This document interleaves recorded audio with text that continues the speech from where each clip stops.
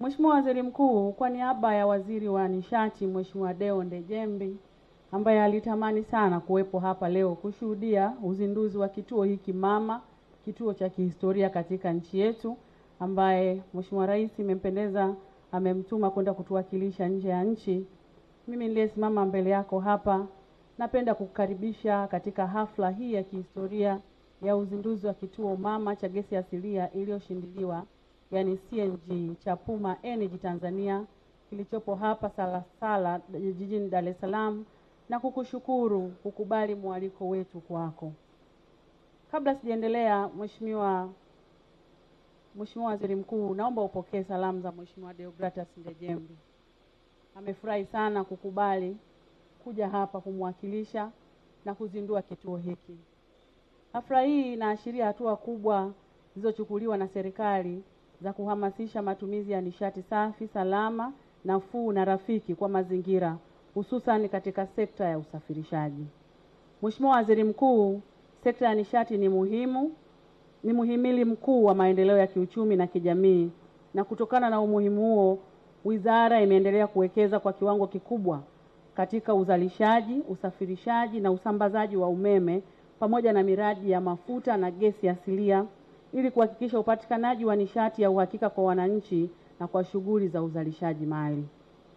Hadi sasa, Mheshimiwa Waziri Mkuu, tumefikia kiwango cha upatikanaji wa umeme, yani access, cha 85.5%, yani mijini ni 99.8% na vijijini ni 78.1%.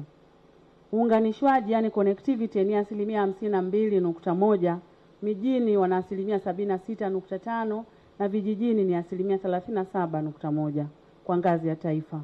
Hii ni hatua kubwa ikilinganishwa na miaka ya nyuma, na inaonekana kasi ya utekelezaji wa umeme, miradi ya umeme nchini imeongezeka.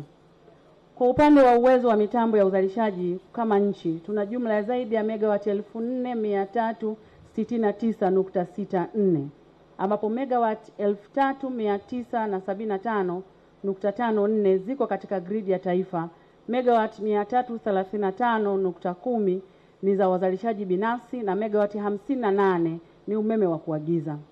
Katika gridi ya taifa, umeme wa maji unachangia 68.3% ya gesi asilia 28.7%, mafuta asilia 4.7%, na tunga moto kaya ni biogas 0.3%, na umeme jua ni 0.1%.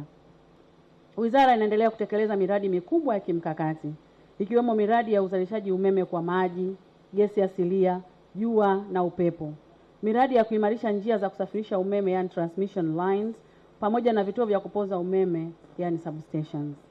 Lengo ni kuhakikisha grid ya taifa inakuwa imara, yenye uwezo wa kuhudumia mahitaji ya sasa na ya baadaye ya uchumi wa nchi yetu.